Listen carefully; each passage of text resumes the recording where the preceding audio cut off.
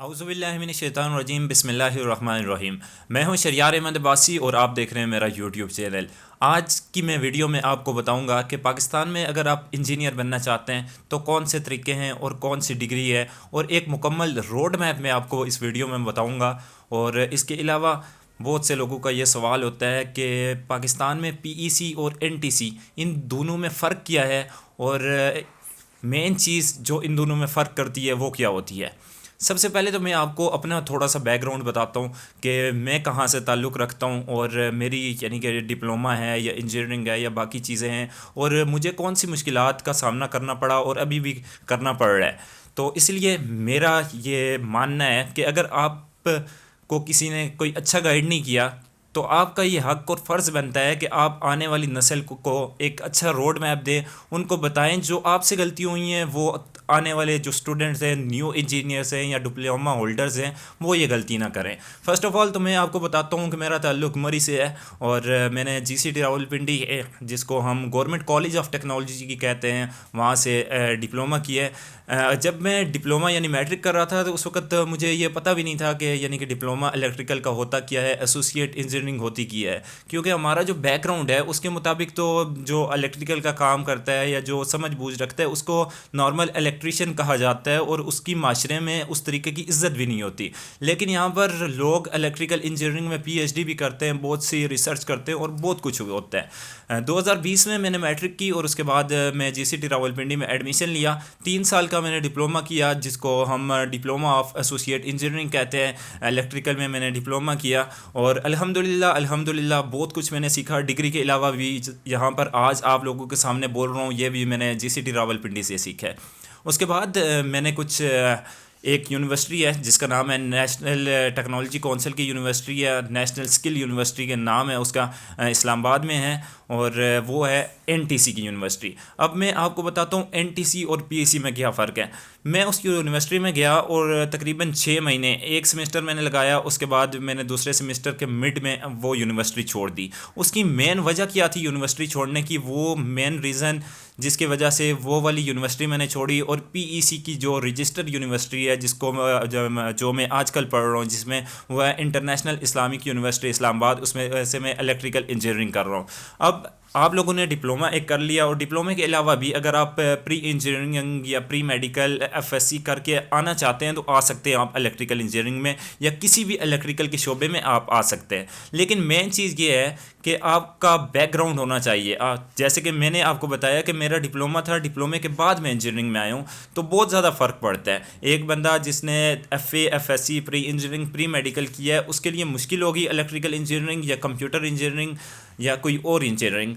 ICS जो होता है उसमें थोड़ी बहुत मैथ और कंप्यूटर वगैरह होती है, या प्री इंजीनियरिंग उसके लिए तो आसान है, फिर भी थोड़ा बहुत आसान है। लेकिन जो प्री मेडिकल होता है उसमें बड़ा मुश्किल होता है कि आप इंजीनियरिंग आगे आके करें, क्योंकि आपने 2 साल अपने जो 9th 10th first year second year आपने बायो के 4 साल आपने बायो के सब्जेक्ट पढ़े, उसके बाद आप प्रॉपर मैथ में आ रहे हैं। यानी कि इंजीनियरिंग की कोई भी डिग्री है उसमें सारी आपको मैथ पढ़ाई जाएगी, तो आपका बैकग्राउंड होना लाजमी है। उसके अलावा एनटीसी और पीईसी का जो मेन फ़र्क है वो क्या डालता है, आसान और सिंपल अल्फाज में मैं बताऊंगा, क्योंकि मैं उन लोगों को ये पैगाम पहुंचाना चाहता हूँ, उन वालिदैन को भी और उन स्टूडेंट को भी ये पैगाम देना चाहता हूँ कि जो मैंने गलती की है वो, ताकि आने वाले स्टूडेंट ये गलती ना करें। आपने अगर डिप्लोमा की है तो अगर आप सरकारी किसी जॉब में जाते हैं पाकिस्तान में तो आपको 12वां ग्रेड आसानी के साथ मिल सकता है। लेकिन अगर मैं आपको यही बोलूँ कि यार आप इलेक्ट्रिकल इंजीनियरिंग टेक्नोलॉजी में जाते हैं, यानी कि टेक्नोलॉजी करते हैं या बीटेक आसान अल्फाज में करते हैं, या इन सिंपल वर्ड अगर आप एनटीसी की रजिस्टर्ड यूनिवर्सिटी से अपना बैचलर मुकम्मल करते हैं तो आप फिर भी यानी 4 साल बाद भी आप 12वें ग्रेड में होंगे। इसका मतलब क्या है? इसका मतलब ये है कि आपने 3 साल डिप्लोमा किया, 4 साल की आपने बैचलर किया, जिसको इलेक्ट्रिकल इंजीनियरिंग टेक्नोलॉजी कहते हैं। अब इलेक्ट्रिकल इंजीनियरिंग में भी काफ़ी सी आगे ना, यानी कि 1 2 3 4 बैचलर की डिग्रियां आ जाती हैं। अब वो 4 बैचलर की डिग्रियां हैं कौन सी? फर्स्ट जो होती है, जो मेन होती है, जिसको मैं अपनी लिहाज से समझता हूँ कि ये यानी कि बेस्ट है, वो है BEEE, यानी कि bachelor of engineering in electrical engineering. और उसके बाद आती है BS electrical engineering, BSc electrical engineering, और जो आखिरी और चौथी आती है जो मुझे इन्फॉर्मेशन है उसके मुताबिक BSc इलेक्ट्रिकल इंजीनियरिंग टेक्नोलॉजी। अब इसके साथ जो अल्फाज लग गए ये टेक्नोलॉजी लग गया है। तो टेक्नोलॉजी जिस अल्फाज के साथ लगता है तो उसका यह मतलब होता है आसान अल्फाज में, इन सिंपल वर्ड के वो टेक्नोलॉजी की यूनिवर्सिटी है, वहाँ पर इंजीनियरिंग उसको नहीं कहा जाएगा, उसको टेक्नोलॉजिस्ट कहा जाएगा, और वो एनटीसी की यूनिवर्सिटी होती है।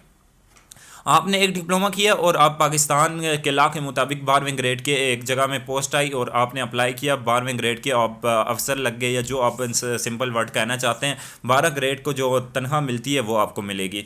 उसके बाद आपने 4 साल बैचलर किया एनटीसी की यूनिवर्सिटी में या नेशनल टेक्नोलॉजी काउंसिल की यूनिवर्सिटी में, 4 साल का आपने बैचलर मुकम्मल किया और 4 साल बाद आप जाएंगे तो फिर भी आपको 12वां ग्रेड मिलेगा। जब मुझे ये बात पता लगी कि यार 4 साल बाद भी मैंने उस मुकाम पर पहुंचना है, तो मेरे 4 साल लगाने का कोई फ़ायदा नहीं था। उस 4 साल यूनिवर्सिटी में 4 साल में लगाऊं, बाद में भी अगर मैं अभी जाऊँ 12वां ग्रेड है, बाद में जाऊँगा फिर भी मेरा 12वां ग्रेड है, तो मुझे उस यूनिवर्सिटी का फ़ायदा किया है। और पाकिस्तान में डीएई की वैल्यू है, ये बात मैं मानता हूँ, लेकिन आप अब शायद ये बोलें कि यार ये अब थोड़ा बहुत आगे और पड़ गया, इस वजह से ये कह रहे हैं। लेकिन डिप्लोमा होल्डर जो होते हैं या जो काम करते हैं वो ज़िंदगी पूरी यानी कि फील्ड में ही होते हैं, वो अपग्रेड नहीं हो सकते। कोई भी सैलरी के लिहाज से हो सकते हैं, लेकिन एक लिमिट आ जाती है कोई 5 साल बाद 7 साल बाद कि आपको बैचलर लाजमी होता है, लेकिन वो एज ऐसी हो चुकी होती है तो उस वक्त आप बैचलर कर नहीं सकते। लेकिन जब मैंने यानी कि वो नेशनल टेक्नोलॉजी की यूनिवर्सिटी छोड़ी थी, उस वक्त मेरा माइंड यही था कि यार यानी कि मेरे मैट्रिक में भी 60% से ज़्यादा नंबर हैं, इंटर में भी यानी एसोसिएट इंजीनियरिंग में भी 60% से ज़्यादा नंबर हैं, और मैं जो इंजीनियरिंग का टेस्ट होता है वो भी आसानी के साथ पास कर सकता हूँ। तो मैं इंजीनियरिंग क्यों ना करूँ, क्यों ना मैं बीएस की तरफ जाऊँ या BEEE की तरफ जाऊँ, वहाँ पर जाके मैं पीईसी का नंबर लूँ और पाकिस्तान में जो इंजीनियर को इज़्ज़त मिलती है वो इज़्ज़त में हासिल करूँ। तो ये वाला एक मेरा माइंडसेट था जिसके ऊपर मैंने काम किया, और उसके बाद मैंने यूनिवर्सिटी को स्किप किया। जो मेन रीज़न थी वो यही थी कि जो इंजीनियर होता है बीएस वाला या BEEE वाला इंजीनियर होता है, जो पीईसी का नंबर जिसको मिलता है, वो अगर किसी सरकारी जॉब में इंजीनियर बन के जाता है तो वो 16वां ग्रेड 17वें ग्रेड में जाता है। लेकिन अगर मैं यानी कि नेशनल टेक्नोलॉजी काउंसिल की जो रजिस्टर यूनिवर्सिटी है उसमें से अगर मैं करके जाता, एनटीसी का मुझे नंबर मिलता, नेशनल टेक्नोलॉजी काउंसिल का मुझे नंबर मिलता, तो वो मेरा यानी कि 12वां ग्रेड ही होता। डीएई करके भी मैं उसी जगह में हूँ और वो वाला बैचलर करके भी मैं उसी जगह में हूँ, तो मेरी यानी कि उससे बैचलर का कोई फ़र्क नहीं पड़ता था। तो इसलिए मैंने ये फ़ैसला किया कि मैं पाकिस्तान इंजीनियरिंग काउंसिल की जो रजिस्टर यूनिवर्सिटी है, इस्लामिक यूनिवर्सिटी, उसमें एडमिशन लिया। मैंने एडमिशन टेस्ट दिया, एडमिशन पास हुआ और उसके बाद मैं उस यूनिवर्सिटी में गया, और अल्हम्दुलिल्लाह अब मेरे 2 साल हो चुके हैं उस यूनिवर्सिटी में। मैं स्टूडेंट को ये कभी नहीं बोलूँगा कि यार टेक्नोलॉजी अच्छी चीज़ नहीं है या टेक्नोलॉजी नहीं करनी चाहिए। अगर आप प्रैक्टिकली स्किल आपकी बहुत अच्छी है और आपको लगता है कि यार मुझे पाकिस्तान में नहीं रहना या पाकिस्तान से बाहर जाके अब मैंने काम करना है और अच्छी अर्निंग करनी है, उस लिहाज से तो बहुत अच्छी है, यानी एनटीसी की यूनिवर्सिटीज़ बहुत अच्छी हैं। लेकिन अगर आप पाकिस्तान में रहना चाहते हैं, पाकिस्तान में इज़्ज़त मुकाम अपना बिजनेस या बाकी चीज़ें करना चाहते हैं, तो आप नेशनल टेक्नोलॉजी काउंसिल की तरफ ना जाएं। जो 4 साल आप वहाँ पर मेहनत करेंगे उससे थोड़ी ज़्यादा, क्योंकि जो इंजीनियरिंग पीईसी होती है वो प्रॉपर मैथ होती है, यानी कि इसमें आपको इन आसान अल्फाज में बताऊं तो 80% यानी कि थ्योरी है, और उसके बाद 20% जो है वो आपको प्रैक्टिकल करना पड़ता है। जो एनटीसी है वहाँ पर 50-50 है, यानी कि 50% आपको प्रैक्टिकल करना पड़ता है और 50% ही आपको थ्योरी करनी पड़ती है। तो बीएस यानी कि जो पीईसी की डिग्री है ये थोड़ी सी मुश्किल है, लेकिन अगर जो मेरे जैसा बंदा है जिसके नंबर यानी कि 60% से प्लस हैं इंटर में भी मैट्रिक में भी, तो उसको मैं लाजमी यही बोलूँगा कि वो पीईसी की यूनिवर्सिटी में आए, पाकिस्तान में इज़्ज़त कमाए। पाकिस्तान एक अच्छा मुल्क है और इसमें इज़्ज़त ही मेन चीज़ है। और अगर आप बाहर जाना चाहते हैं, जाके अपना प्रैक्टिकल स्किल हासिल करना चाहते हैं, काम करना चाहते हैं, तो आप बेशक नेशनल टेक्नोलॉजी काउंसिल में जाएं, वहाँ पर उसकी डिग्री हासिल करें, सब कुछ करें मेरी तरफ से। यानी कि कोई मैं आपको ये नहीं कहता कि वो यूनिवर्सिटी अच्छी नहीं है या ये यूनिवर्सिटी अच्छी नहीं है। जो मेरे साथ हुआ है या जो मुझे पता था, मैंने यही सोचा कि यार आने वाले बच्चों को, क्योंकि यूट्यूब की मेरी जो पहले वीडियो थी उसमें काफ़ी अच्छी व्यूवरशिप आ रही थी, तो मैंने सोचा क्यों ना कि एक प्रॉपर एक और वीडियो बना दूं जिसके ऊपर मैं बता दूं कि एनटीसी पीईसी में क्या फ़र्क है और मेन रीज़न क्या है मेरी यूनिवर्सिटी छोड़ने की। तो मैंने आपको बता दिया कि मैंने नेशनल स्किल यूनिवर्सिटी छोड़ी क्यों थी। उसकी मेन वजह यही थी कि उसके मैंने माइंड में यही चल रहा था यार कि 4 साल बाद भी मैं उधर हूँगा और उसके बाद भी क्या पता क्या होता है आगे। तो फिर मैंने पीईसी की जो यूनिवर्सिटी है उसमें गया हूँ और अल्हम्दुलिल्लाह अब 2 साल भी हो चुके हैं और एक अच्छा मुकाम भी मिल रहा है और इसके अलावा एक अच्छा बिजनेस भी रन कर रहा हूँ। Solar flare energy SFE point जो है हमारा, यानी कि जिसका पूरा नाम बनता है सोलर फ्लेयर एनर्जी पॉइंट, उसका एक अल्हम्दुलिल्लाह CEO भी हूँ मैं, और मेरे साथ दो मेरे दोस्त हैं। हम लोगों ने DAE वहाँ से किया था अल्हम्दुलिल्लाह, आज हम यूनिवर्सिटी में भी साथ हैं। उसके बाद हम अपना बिज़नेस भी साथ कर रहे हैं। तो DAE जो हमें कॉलेज बनाता है वो अल्हम्दुलिल्लाह बहुत अच्छे तरीके से ट्रेन करता है, बोलना भी सिखाता है, स्किल भी सिखाता है, बिज़नेस करना भी सिखाता है, आपको हर तरह की यानी कि जो टेक्निकल स्किल होती है आपको हर तरह की वो स्किल सिखाता है। और उसका ना सिर्फ आपको पाकिस्तान में फ़ायदा होता है बल्कि पाकिस्तान से बाहर भी फ़ायदा होता है। आप अपनी स्टडी भी कर सकते हैं, अपना बिजनेस भी कर सकते हैं, लोगों को गाइड भी कर सकते हैं, एक ट्रेनर भी बन सकते हैं, एक टीचर भी बन सकते हैं, एक मोटिवेशनल स्पीकर भी बन सकते हैं। हर तरह की आपको टेक्निकल जो कॉलेजेस होते हैं वो आपको बताते हैं, हर तरीके से आपको लाइफ में अप्स एंड डाउन बताते हैं और कैसे आपने सर्वाइव करना है आगे अपनी ज़िंदगी में, किन चीज़ों को देखना है, एक एक चीज़। मुझे याद है कि जब हम GCT में थे तो उस वक्त हमें प्रॉपर एक कैरियर काउंसलिंग की क्लास दी जाती थी और वो हम बहुत ज़्यादा हल्की लेते थे उसको। लेकिन आज मुझे पता लग रहा है कैरियर काउंसलिंग कितनी लाजमी है। अगर मुझे पता होता कि यार ये नेशनल टेक्नोलॉजी काउंसिल और पाकिस्तान इंजीनियरिंग काउंसिल में यह फ़र्क है, तो मैं कभी भी अपना यानी कि वो जो साल एक मेरा वेस्ट हुआ है वो वेस्ट ना करता। तो मैं अपने इंजीनियर्स, आने वाले इंजीनियर्स को यही बोलूँगा कि आपने प्रॉपर सर्च करके आनी है।